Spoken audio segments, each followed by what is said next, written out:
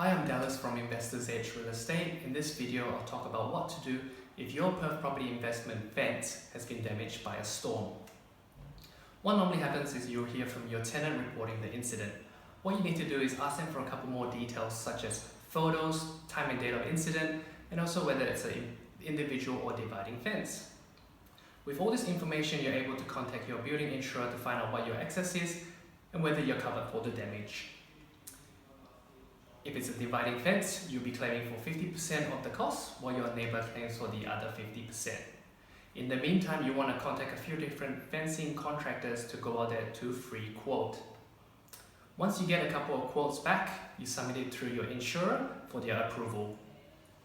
As soon as your insurance company approves a quote, what they'll do is they'll make payment to your account less the excess payable.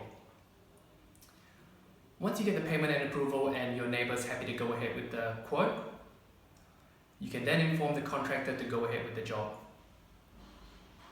So if you have any questions or if you're unsure, please give me a call. I'm happy to help. Thank you.